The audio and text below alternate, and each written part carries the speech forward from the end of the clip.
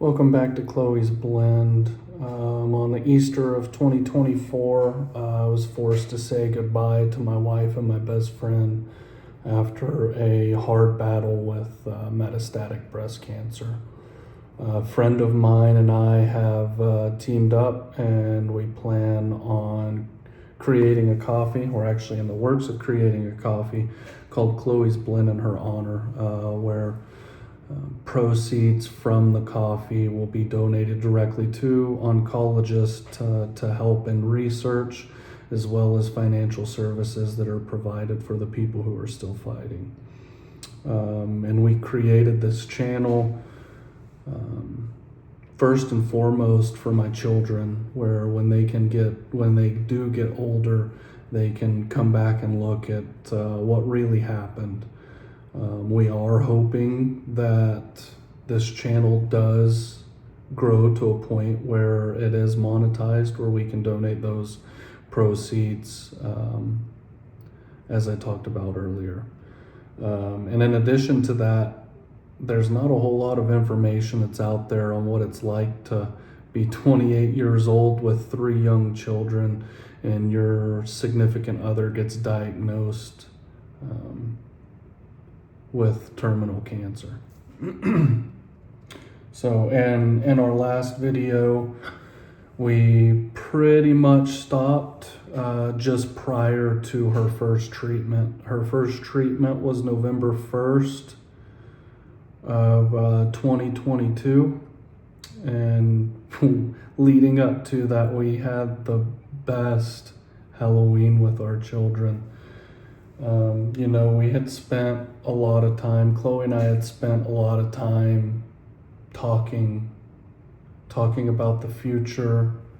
And whenever you get that kind of news, it puts a lot of things that didn't matter or you didn't think mattered into perspective. And that Halloween, we spent a lot of time trailing behind our kids, watching instead of standing on top of them and micromanaging them. And it was the best Halloween that we had. Really and truly was. And the treatments that Chloe was on, she was on gemcitabine, carboplatin, and Keytruda. And it was extremely effective. Prior to her starting treatment, as I had alluded to in the last video, we sat the kids down and kind of gave them a crash course in what to expect. So whenever the changes started happening, they weren't a surprise for them. And, you watch movies, and being stage 4 treatment's a little different too. They really focus on longevity, as there's no chance of cure to this point. And she did very well on treatment. She didn't lose her hair like we had anticipated. And we just kind of kept trucking. I would go to the oncologist with her, and we would visit with Dr. Reddy, our oncologist. And then Chloe would go back into the infusion room and sit down for 2 hours and get her infusion.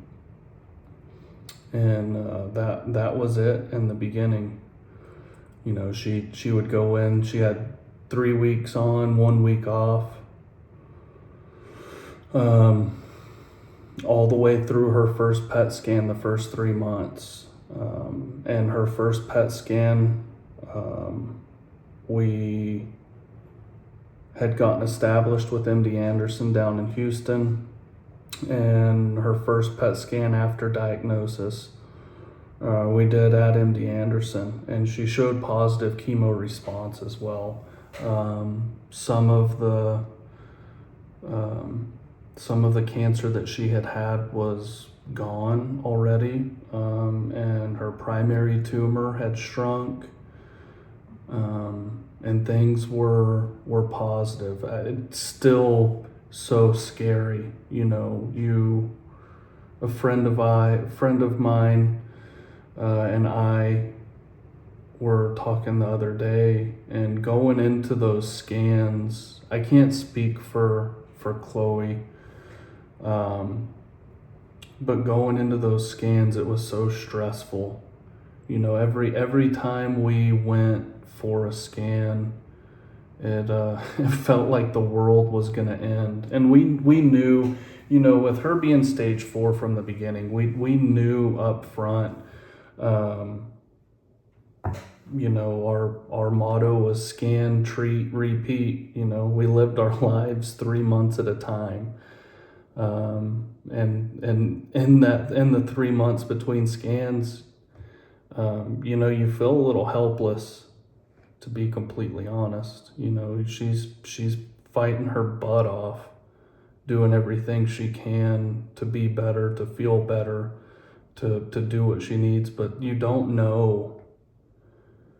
And then you roll in for the scan, and you're like, I'm asking her, do you feel better? Your blood works this and your blood works that, and or you feel better, you feel like this is working, and you just don't know rolling into those scans. But her first scan was great.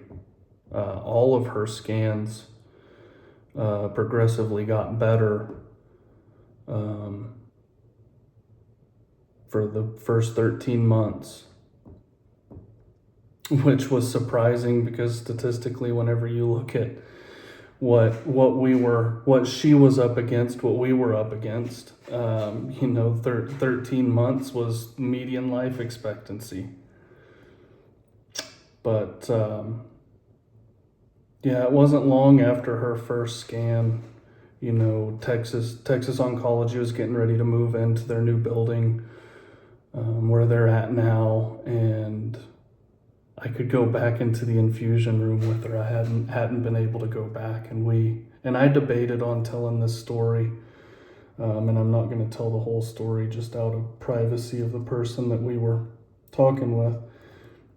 But we sat down, and the infusion room, a lot of times, is a little bit of a social gathering. I mean, you get to know the people that are in there. You spend quite a bit of time in the infusion room. And Chloe had sat down, they got her hooked up, and we were talking with the people that were around us, and having a really pleasant conversation. And the lady that was sitting next to us, the nurse came up, and she was asking her, how everything was, how she was doing, if she needed anything. And she started in on a story about her husband. And it wasn't a pleasant story. It was very selfish from her husband's part. And it hurt me to the core to know that somebody was sitting there. She had just, her cancer had progressed to stage 4. She was battling, and I hope she still is battling, breast cancer. And her husband decided to be pretty selfish. And it caused me to, if you know me, I'm an analytical person. I like to look at numbers. I like to look at statistics. And it led me to looking at divorce rates of people with cancer. And it is nearly double the national average. And I never understood that until I did. And I can say this from that standpoint. Chloe was a stay-at-home mom, and she was very, very good at that. She took very good care of our children and our homes, and was an amazing wife. But whenever you're diagnosed with cancer, your priorities change.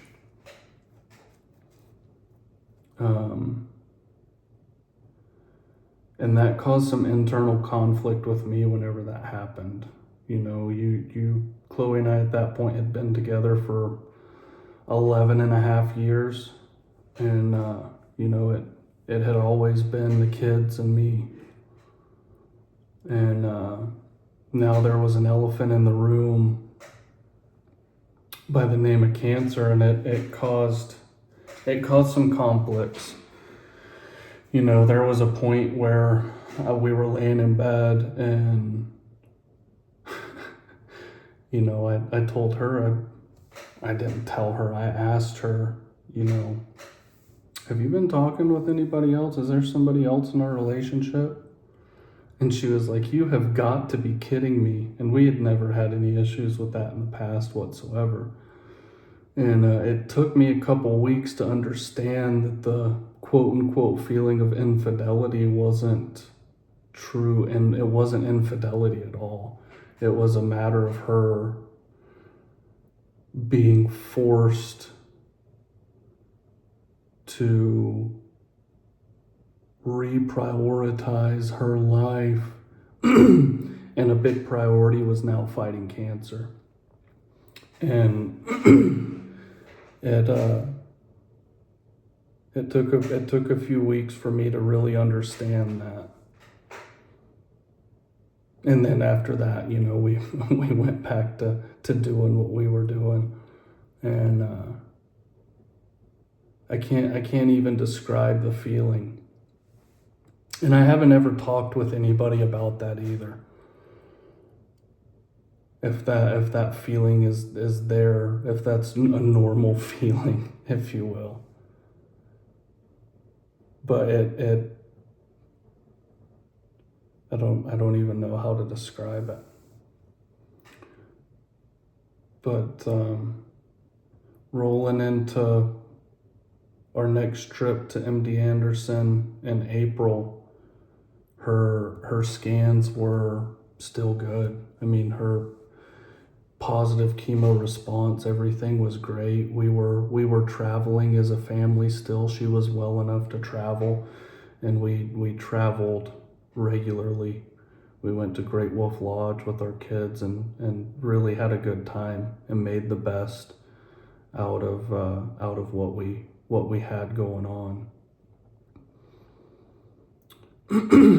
But I think that's where we're gonna end this one. We're planning on getting our first shipments of Chloe's Blend coffee out on 5/25.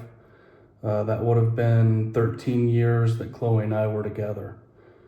So that date is special, and it gives us a little bit of time to get the blend right that we've been working on, and get the website set up. So as soon as we have the website up and working, I'll make a post, a little YouTube short or TikTok and a Facebook post to let everybody know that it's up and operating. And I'm really hoping that we can catch traction and really do some good, and help take care of the people who are still walking down that path.